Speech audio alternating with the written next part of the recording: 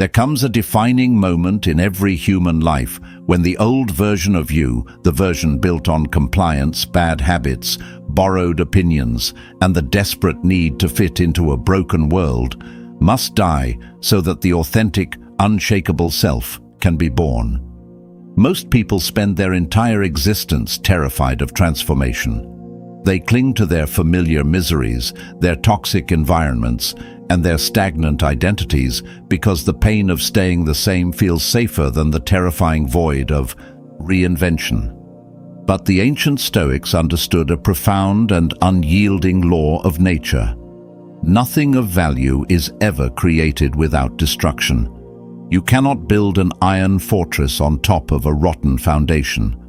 Today we are undertaking a radical, uncompromising journey into the Stoic philosophy of self-destruction and radical reinvention.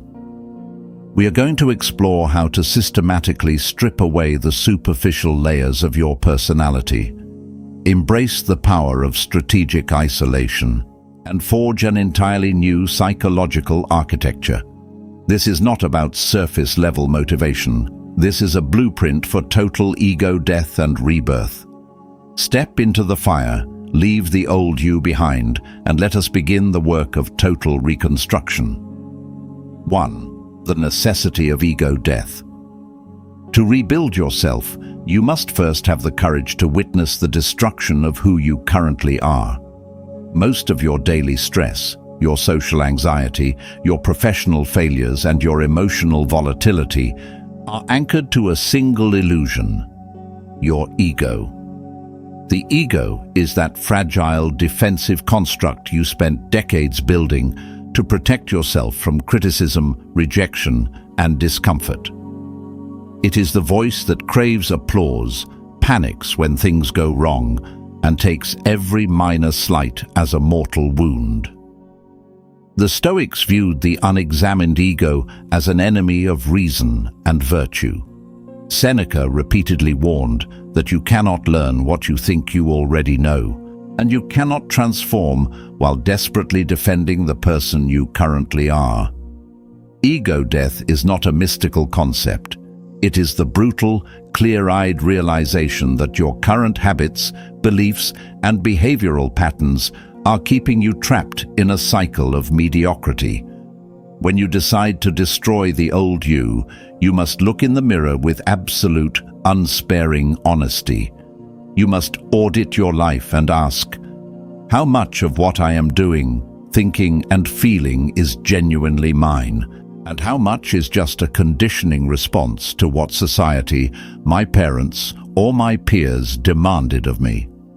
Until you strip away the layers of social conditioning, performative behavior, and emotional weakness, you are merely a collection of other people's expectations. Killing the ego is the first act of liberation. It clears the slate, silences the internal noise, and leaves you standing naked before reality, ready, for the first time in your life, to build something real. 2. The power of strategic isolation. Walking alone reconstruction cannot happen in a crowd. If you attempt to reinvent yourself while remaining surrounded by the same people, the same environments, and the same toxic social loops that created your old self, you are bound to fail. The people in your life are often comfortable with your mediocrity because your growth threatens their stagnation. They know the old version of you. They know how to manipulate you, and they will subconsciously or consciously sabotage any attempt you make to break out of your cage. This is why Stoicism places such a high value on solitude. Seneca famously wrote, "Withdraw into yourself as much as you can. Associate with those who will make a better man of you. Welcome those whom you yourselves can improve." Solitude is not loneliness. It is the strategic withdrawal from the noise of the world, so you can finally hear the voice of your own reason. When you step into isolation, you cut off the external feedback loops that dictate your mood and self-worth. You stop reacting to texts, opinions, trends, and drama. In the silence of isolation, the static clears. You begin to see your flaws with terrifying clarity, but you also discover hidden reserves of discipline, resilience, and focus that were previously drowned out by the chatter of society. Walking alone is the price of admission for self-mastery. Do not fear the silence. Use it as the crucible in which your new identity is forged. 3. Burning the ships, radical disconnection from comfort. In ancient military history, when a commander wanted to ensure absolute victory or complete defeat, he would order his men to burn the ships upon landing on enemy territory.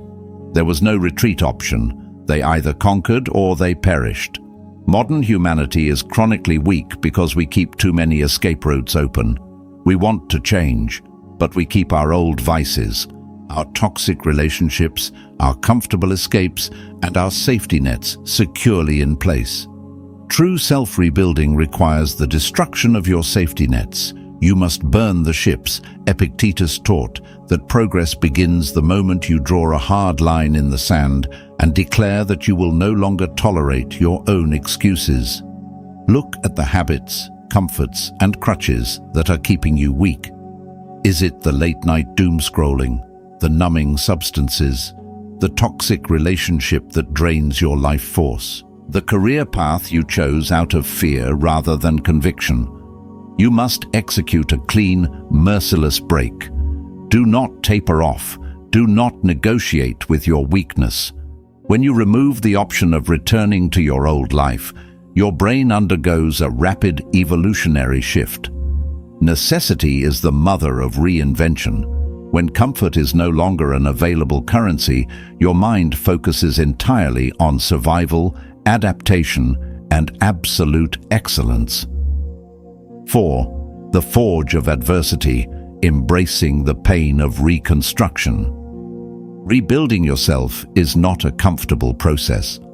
Just as a physical muscle must experience micro-tears under heavy weight to grow back stronger and denser, your psychological character must be broken down through intentional friction before it can become unbreakable.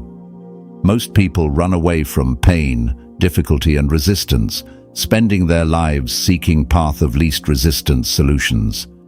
This is why they remain fragile. The Stoic philosophy demands that you actively embrace adversity as your primary teacher. Marcus Aurelius reminded himself that the impediment to action advances action. What stands in the way becomes the way. When you are rebuilding yourself alone, you will face intense periods of doubt, loneliness, physical exhaustion, and emotional turbulence. Your old brain will scream at you to return to the comfort of the familiar.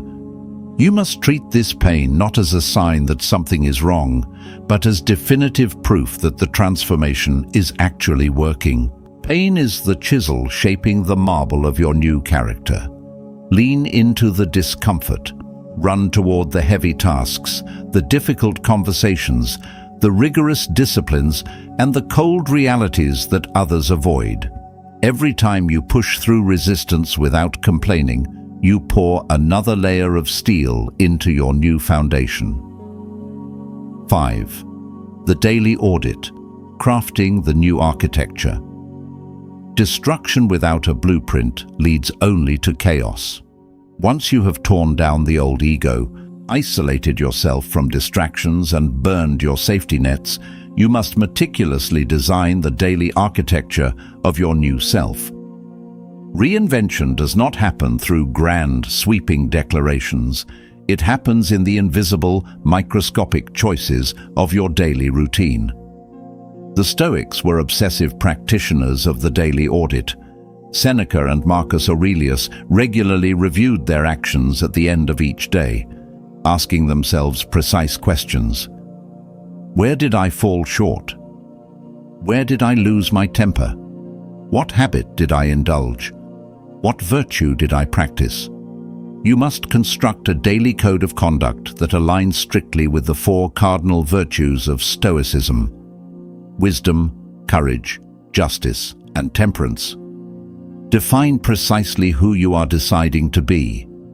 If the old you was reactive, undisciplined, and easily swayed, Your new architecture must be built on absolute emotional control, rigid physical discipline, and uncompromising boundaries. Write down your non-negotiables. Treat your daily schedule, your physical health, your mental intake, and your moral integrity as sacred laws. When your actions match your philosophy every single day, the new identity transitions from an idea into an undeniable reality. 6. The death of external validation and the rise of sovereign power. As you rebuild yourself in isolation, you will notice a terrifying and liberating phenomenon. People will begin to pull away, criticize you, or attempt to drag you back down to their level. The old friends who benefited from your weakness will complain that you have changed. They will call you cold, distant, or arrogant. This is the ultimate test of your reconstruction. The old you would have instantly folded under this pressure, apologizing for your growth, softening your boundaries, and returning to the herd just to feel accepted. But the newly forged Stoic soul views this external friction with utter indifference. Epictetus noted that if you want to improve, you must be willing to be misunderstood and considered foolish by the outside world. When your self-worth is entirely internally generated, rooted in your own moral character and adherence to reason, the opinions of others lose their gravitational pull. You no longer need a single person to validate your path. You become a sovereign empire unto yourself. You realize that true power is never given by the crowd. It is forged in the silence of solitude and maintained through the absolute dominion over your own mind. The journey of destroying the old you and rebuilding yourself alone is the most difficult, terrifying, and rewarding path a human being can ever walk. It requires the courage to die to who you were so that you can awaken to who you are truly capable of becoming. The world will try to keep you small, predictable, and manageable. Do not let it win. Guard your solitude, honor your discipline, embrace the pain of your transformation, and stand unshakable against the winds of change. You are the architect of your own soul, and the construction starts now. Leave the ruins of your past behind, step forward into the clear light of reason, and walk through the world as an unmovable mountain. Stay calm, stay focused, and stay stoic.